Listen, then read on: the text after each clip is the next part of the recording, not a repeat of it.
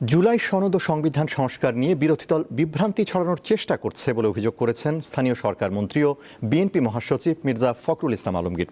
সকালে রাজধানীতে অধ্যাপক এমাজউদ্দিন আহমেদের স্মরণ সভায় এ অভিযোগ করেন তিনি।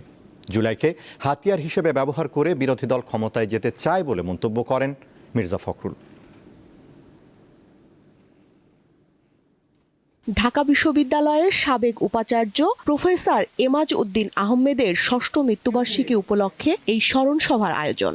জাতীয় প্রেস ক্লাবে professor Emajuddin Ahmed research centre ও বাংলাদেশ জাতীয় সাংবাদিক সমিতি এর আয়োজন করে।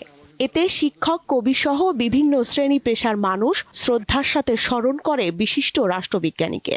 এবং তিনি দলের পাশে থেকে দেশের অন্যতম প্রাজ্ঞ রাষ্ট্রবিজ্ঞানীর স্মরণ সভায় প্রধান অতিথি হিসাবে যোগ দেন বিএনপি মহাসচিব মির্জা ফখরুল ইসলাম আলমগীর। তিনি বলেন, জনগণকে বিভ্রান্ত করে জুলাইকে ক্ষমতার হাতিয়ার বানানোর অপচেষ্টা করছে বিরোধী দল। শুধুমাত্র আপনার তাদের ক্ষমতায় যাওয়ার জন্য এই জুলাইকে তারা ব্যবহার করতে চায়।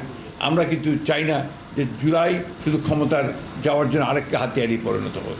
সংবিধান সংস্কার আর সংবিধান সংশোধন, আমরা তো বরাবরই বলে এসেছি যে আমরা সংবিধান সংশোধন করতে চাই, আমরা তো সংবিধান সংস্কারের কথা কখনোই বলিনি। বিএনপি ঘোষিত ৩১ দফার মতো জুলাই সনদের প্রতিটি অক্ষর বাস্তবায়নে সরকার প্রতিজ্ঞাবদ্ধ বলেও জানান তিনি।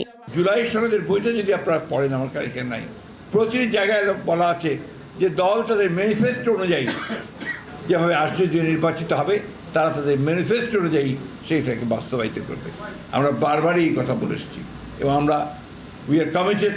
আমরা 31 দফাতে যেমন কমিটেড, ঠিক তেমনিভাবে আমরা কমিটেড হচ্ছি জুলাই সনদে। কিন্তু সেটা আমরা যেভাবে চেয়েছি সেইভাবে আমরা বলছি।